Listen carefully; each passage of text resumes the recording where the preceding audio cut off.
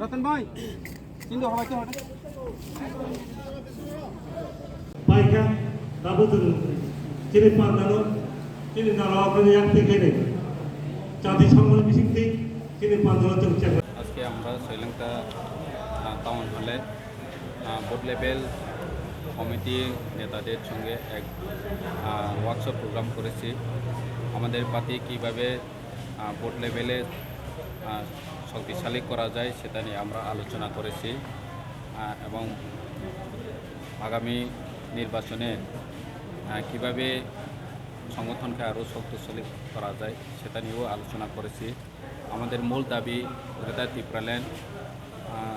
ত্রিপুরাল্যান্ড দাবি আমরা আদায় করতে হলে আমাদের সংগঠন কীভাবে সংগঠনকে শক্তিশালী করতে হবে সেটা নিয়ে আমরা সব বোর্ড লেভেলের নেতা এবং নেত্রীদের সঙ্গে আলোচনা করেছি।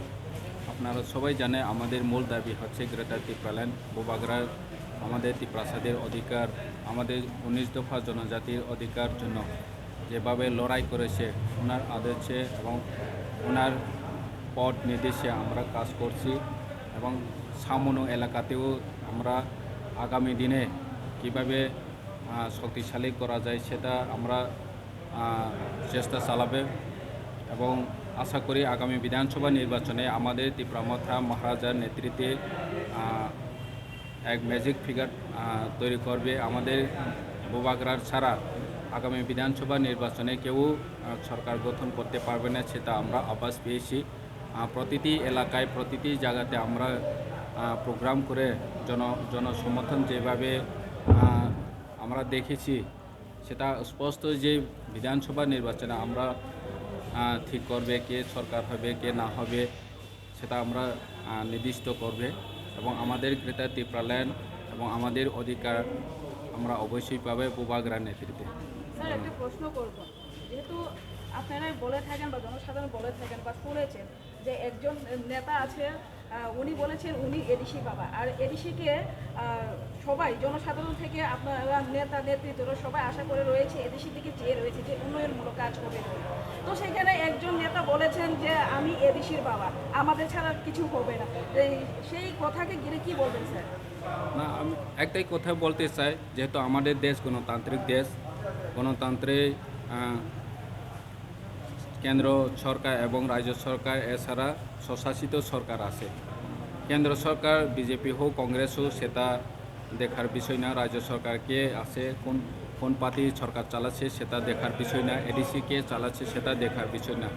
গণতান্ত্রিক পরিকাঠামো অনুযায়ী এডিসি এবং রাজ্য সরকারের পার্টি আলাদা হতেই পারে, সেটা গণতান্ত্রিক ব্যাপার। তো গণতান্ত্রিক পরিকাঠামো যিনি এখন এডিসির বাবা বলছেন ওরা হয়তো জানে না যে সংবিধান মোতাবেক এডিসিকে টাকা পাঠাতে হবে এবং এটা সিস্টেমেটিক্যালি দিতে হবে। উনি যদি এডিসির বাবা হয়ে থাকেন তাহলে এডিশনাল ফান্ড দিলে দিতেই পারে, কারণ রাজ্য সরকারের টাকা অভাব নাই, কেন্দ্র সরকারের টাকা অভাব নাই। তবে যেটা বাজেট অ্যাপ্রুভ আছে সেটাকে কোনো সরকার আটকাতে পারবে না, সেটা গণতান্ত্রিক পথেই চলবে। আর যিনি এডিসির বাবা বলছেন যে এডিসিতে আমি টাকা না পাঠালে টাকা পাবে না, সেটা উনি হয়তো ভুল বুঝেছেন, নতুন মন্ত্রী হয়ে ভুল বুঝতেই পারে, না জেনেও থাকতেই পারে যে টাকা আমার হাতে রয়েছে এবং আমার হাতে থাকলে আমি কাকে দেবে সেটা আমি ঠিক করবে, হয়তো উনি ভুল বুঝেছেন। ওনার মতে চলে না, দেশের গণতান্ত্রিক দেশে সংবিধান মোতাবেক টাকা পাঠাতে হবে। আমরা জানি সবচেয়ে বিজেপির বিরোধী এখন আছে মমতা ব্যানার্জি, সারা ভারতবর্ষতে উনি পশ্চিমবঙ্গের মুখ্যমন্ত্রী, কিন্তু বিজেপি সরকার বলতে পারছে না যে আমার বিরোধী যে রাজ্য সরকার আছে তাদেরকে আমরা টাকা পাঠাবো না। নরেন্দ্র মোদিও বলতে পারবে না এবং বললেও সেটা আটকাতে পারবে না। কিন্তু এখানে দেখছি গণতন্ত্র না বুঝে সেটা গণতান্ত্রিক পরিকাঠামো হিসেবে টাকা দিতে হবে সেটা না জেনে এমন করে মন্তব্য করলে সেটা হয়তো ভুল। আমরা জানি ওরা দিতেই হবে, হয়তো কিছুক্ষণের জন্য আটকে দিতেই পারে সেটাই। স্যার আরেকটা